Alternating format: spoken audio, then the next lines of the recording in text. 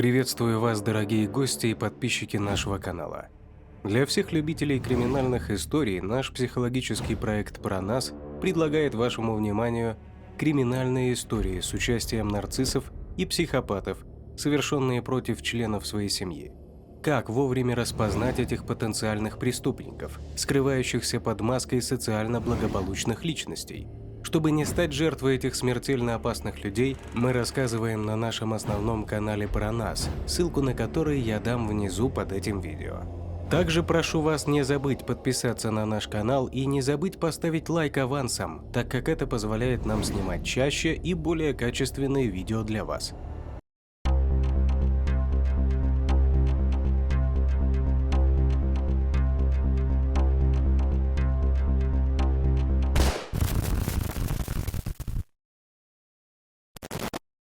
Тело беременной учительницы было выброшено на берег в канун Рождества. Убийство Лейси Петерсон. В канун Рождества 2002 года около 17:30 в службу экстренной помощи поступило сообщение о пропаже человека. Рон Гратински, отчим Лейси Петерсон, забеспокоился, когда его падчерица не вернулась домой с прогулки с собакой в парке Ист-Лалома в маленьком городке Модесто, штат Калифорния.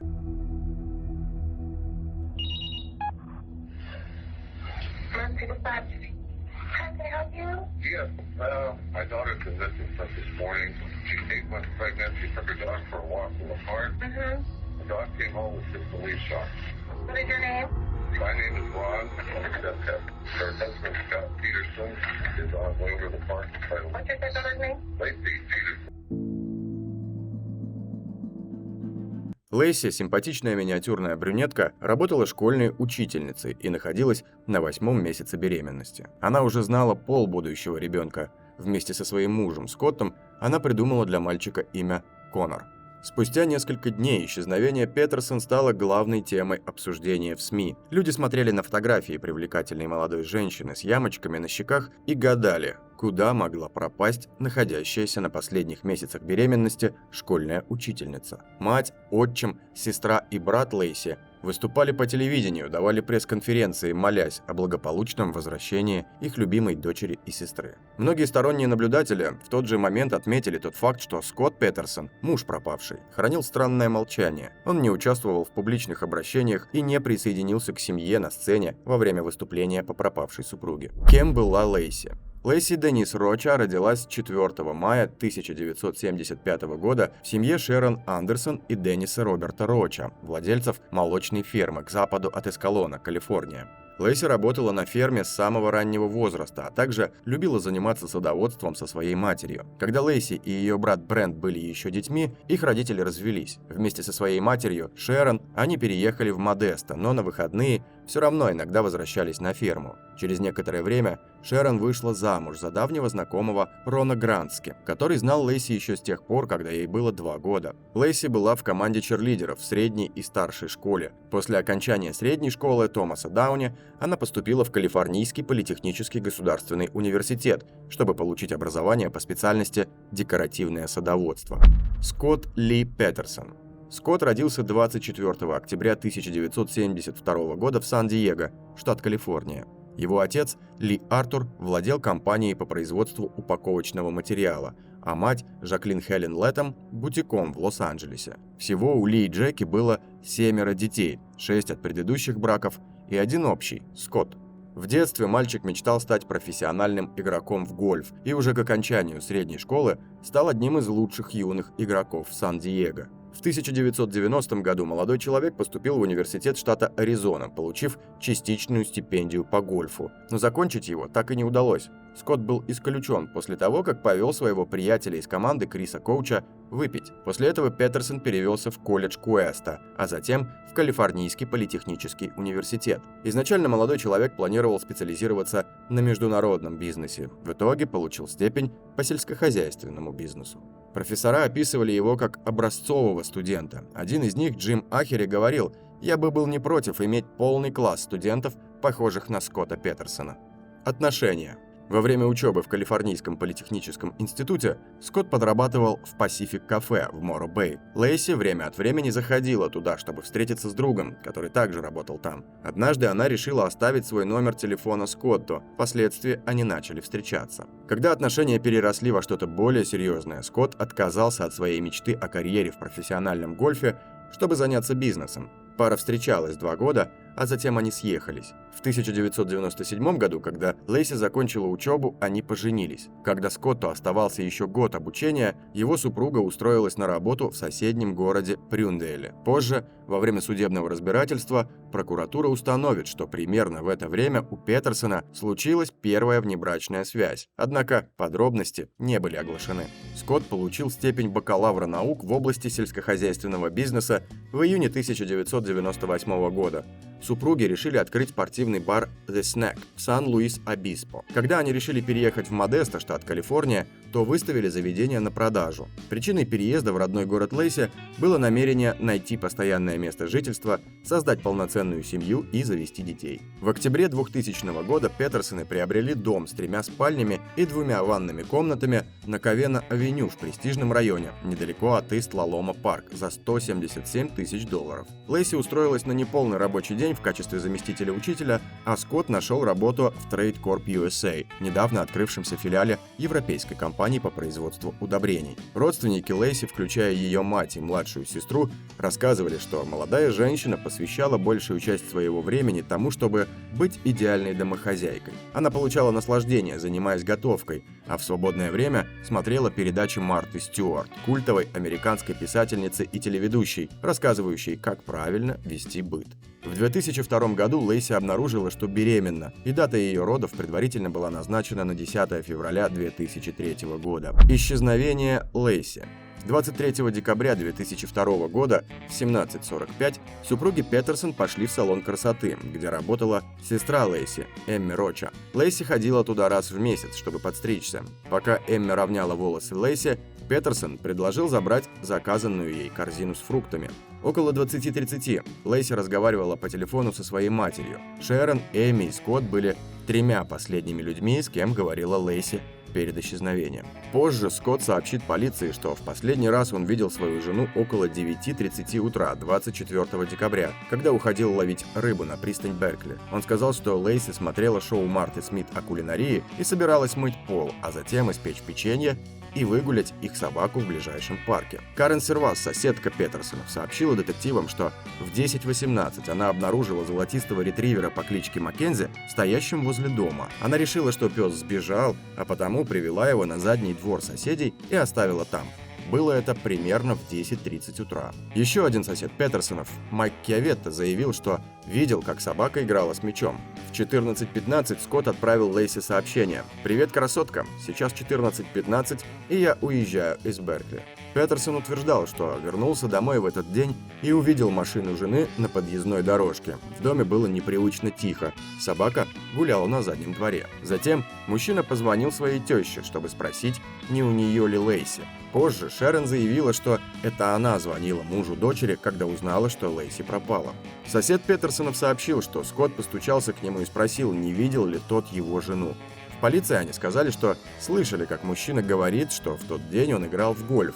Родственник Лейси также позже засвидетельствовал в полиции, что когда друзья и семья пропавшей начали собираться в доме Петерсонов, Скотт ушел играть в гольф. Отчим Лейси обратился в полицию с заявлением о пропаже человека примерно в 18 часов вечера. Расследование. Детективы полиции Модесто сразу же отреагировали на звонок и прибыли в дом Петерсонов. Они обнаружили, что бумажник, ключи и солнцезащитные очки Лейси лежали в ее сумочке, которая висела в шкафу. Джон Бюллер, ведущий следователь по делу в 2017 году, давал комментарий ABC News. «Я начал подозревать Скотта, как только впервые увидел его. У меня не было четкой уверенности, что это он сделал, но меня немного сбило с толку его спокойное, хладнокровное поведение и отсутствие вопросов. Он не спрашивал: «Вы мне перезвоните? Могу ли я получить одну из ваших визиток? Что вы, ребята, сейчас делаете, чтобы отыскать мою жену?» Бюллер описывал поведение Скотта как странное сочетание вежливости и высокомерия, недовольной отстраненности и нетерпеливой раздражительности.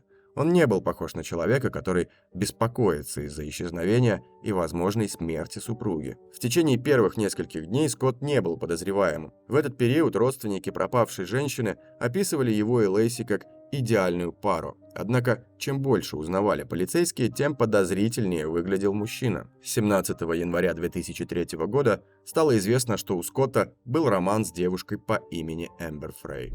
Кто такая Эмбер? Эмбер Фрей – 28-летняя мать-одиночка из Фресно, работавшая массажисткой. Она познакомилась со Скоттом Петерсоном во время свидания вслепую в конце ноября 2002 года. Встречу организовал их общий друг, который не знал, что Скотт на тот момент был женат. Петерсон представился Фрей как вдовец и сообщил, что это будет его первое Рождество, которое он встречает без супруги. Молодые люди сразу понравились друг другу и нашли общий язык настолько, что провели вместе ночь. Они разговаривали по телефону почти каждый день, и однажды Скотт сообщил, что вскоре они смогут проводить больше времени, так как у него не будет такого количества командировок. Планируя свое совместное будущее с Эмбер, мужчина признался, что подумывает о вазэктомии, говоря, что им будет достаточно дочери Эмбер, и он не заинтересован в том, чтобы иметь собственных детей. В конце декабря подруга Эмбер показала девушке статью об исчезновении Лейси. Убедившись, что ее Скотт и муж пропавший один и тот же мужчина, Эмбер позвонила в полицейское управление Модеста.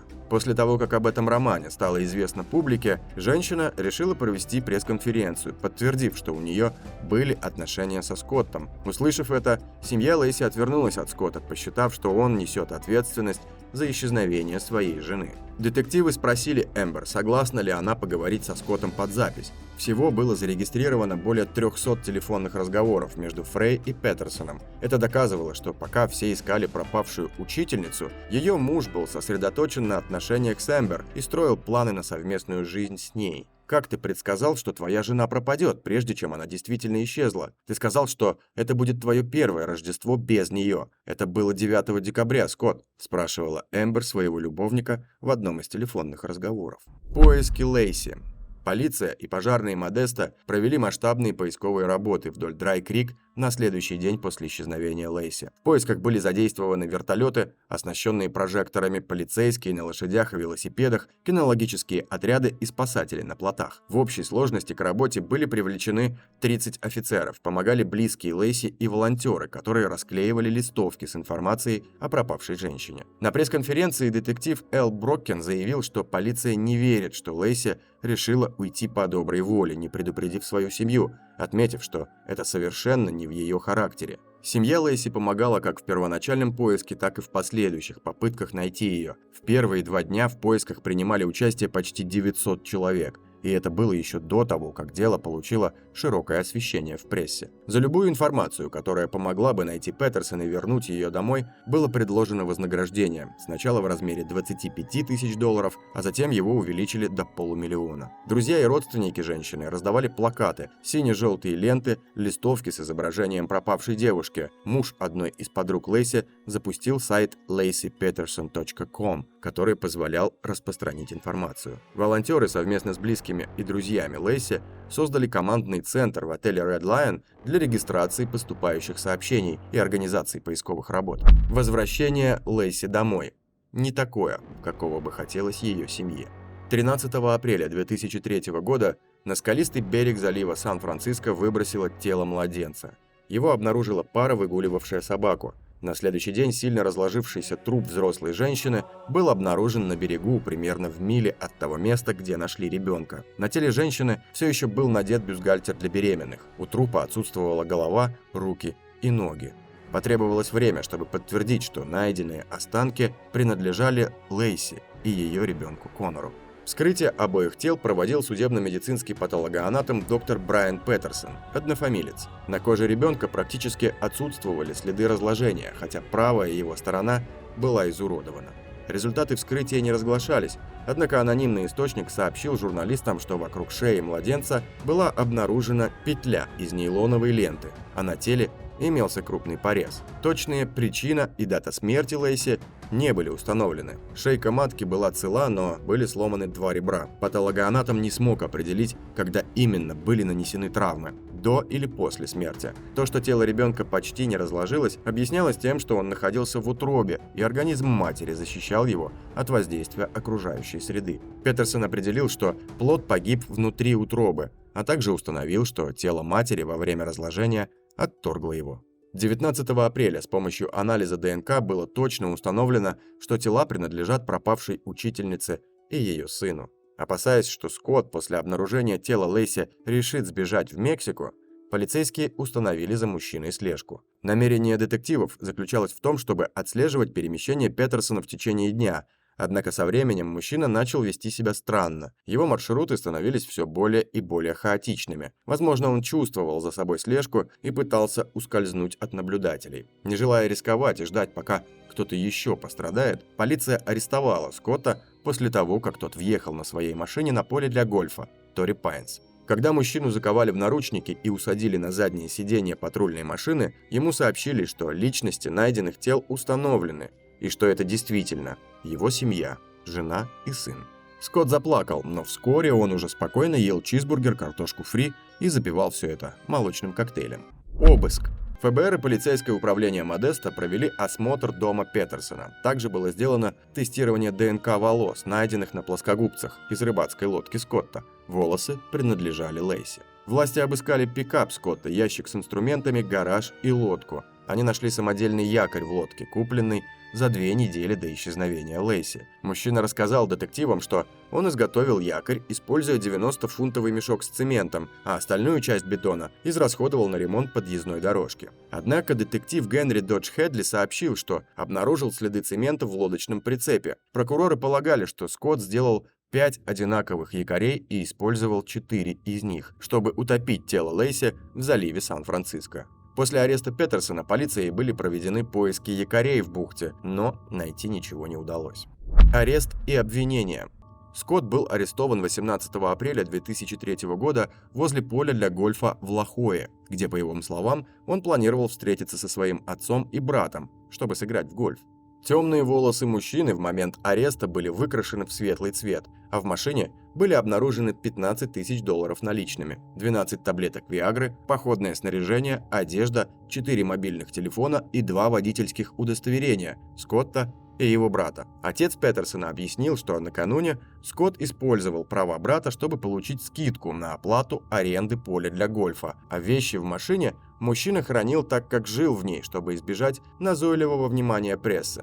Однако офицеры не поверили этим словам и сочли, что Скотт готовился к побегу в Мексику. 21 апреля 2003 года мужчине было предъявлено обвинение по 2 пунктам в предумышленном убийстве при особых обстоятельствах. Он не признал себя виновным. Судья Аль-Джиралами из Верховного округа Станислав перенес рассмотрение дела в округ Сан-Матео из-за опасений, что присяжные в его округе будут предвзяты из-за широкого освещения дела в прессе. Судебный процесс. Суд начался 1 июня 2004 года. Интересы подсудимого представлял частный адвокат Марк Герагас, известный по участию в других громких уголовных процессах. Защита признала, что Скотт вел себя недостойно, изменял жене, однако высмеяла теорию обвинения о том, что мужчина собирался разрушить всю свою жизнь ради любовницы-массажистки, с которой у него было только 4 свидания. Герагас утверждал, что волосы Лейси, которые были обнаружены в лодке Скотта, не могут быть доказательством вины его подзащитного, поскольку за несколько дней до исчезновения женщина была в этой лодке. Обвинение основывалось на косвенных уликах, так как прямых доказательств против подсудимого не было. Приведя некоторых свидетелей, прокурор представил несколько мотивов для убийства. Скотт устал от своего брака, он чувствовал давление из-за скорого появления на свет ребенка, мужчина хотел продолжить роман с Эмбер Фрей, а также у него были финансовые проблемы. Были предъявлены доказательства того, что Скотт изменил свою внешность после пропажи жены, обменял машину своей жены на автомобиль Dodge, а 22 января 2003 года, до обнаружения тела, говорил риэлтору, что планирует продать дом, которым владел совместно с Лейси. Фрей, любовница Скотта, также дала показания, рассказав о своем романе с мужчиной. Были заслушаны записи телефонных разговоров между любовниками. В частности, в одной из бесед уже после исчезновения Лейси, Скотт лгал Эмбер о том, что он находится в Париже. Аудитор выступил в суде, сообщив, что Петерсоны жили непосредством и накопили задолженность по кредитам в размере 23 тысяч долларов. Опираясь на тот факт, что тело ребенка было обнаружено отдельно от матери, защита выдвинула свою теорию о том, как все произошло. Адвокат Скотта утверждал, что Лейси была похищена неизвестным, а затем ее некоторое время держали в каком-то месте, пока она не родила ребенка. Только после этого преступник избавился от обеих жертв. Однако тактика защиты не сработала, и 12 ноября 2004 года присяжные признали Петерсона виновным в убийстве первой степени в отношении Лейси и убийстве второй степени в отношении младенца Коннора. 16 марта 2005 года судья Де Луки последовал рекомендации присяжных и приговорил подсудимого к смертной казни посредством введения инъекции, а также обязал его выплатить 10 тысяч долларов на покрытие расходов на похороны Лейси. В заключительном слове судья назвал поступок Скотта жестоким, бессердечным и равнодушным. 5 июня 2012 года в Верховный суд Калифорнии была направлена апелляция, аргументы по которой были рассмотрены в июне 2020 года. В августе этого же года суд оставил приговор в силе, но отменил смертную казнь. 22 сентября 2021 года судья Верховного суда Калифорнии приговорила Петерсона к пожизненному заключению без права условно-досрочного освобождения. В октябре 2022 года Скотта перевели из камеры смертников тюрьмы в Сан-Квентине в государственную тюрьму Мул-Крик в Ионе, Калифорния. Влияние на общество. Смерть Лейси и Коннора способствовала принятию закона о нерожденных жертвах насилия, который также известен как закон Лейси и Коннора. 1 апреля 2004 года Шерон Роча и ее муж Рон Грански присутствовали в Белом доме, когда президент США Джордж Буш подписал закон. В соответствии с этим документом, любому лицу, причинившему телесные повреждения нерожденному, будет предъявлено обвинение в отдельном преступлении. Так закончилась жизнь еще нерожденного ребенка и его матери, которая очень ждала появления сына на свет. До сих пор неизвестно, зачем Петерсону на самом деле потребовалось пойти на такие крайние меры. Есть только несколько предположительных мотивов. Дорогие гости и подписчики канала, как вы думаете, почему Петерсон убил свою жену, а не просто развелся с ней? Насколько, по-вашему, убедительными были доказательства вины мужа? Пишите ваши мысли в комментариях. Кто эти страшные люди, совершающие немыслимые преступления, и как вовремя определить, что человек, с которым вы общаетесь, нарцисс или психопат? Как сохранить себе жизнь, когда вам стало понятно, что вы находитесь рядом с такой патологической личностью? Смотрите информацию на нашем основном канале, ссылка на который стоит под этим видео. Прошу вас не забыть поставить лайк за нашу работу и подписаться на наш канал, чтобы не пропустить новые истории о чудовищных преступлениях, совершенных нарциссами и психопатами. Подписывайтесь также на наш телеграм-канал, ссылка на который указана ниже. Там мы ежедневно публикуем информацию о новых преступлениях психопатов. Если есть интерес к резонансным преступлениям известных людей и звезд шоу-бизнеса, подписывайтесь на наш второй канал, ссылка на который будет указана ниже.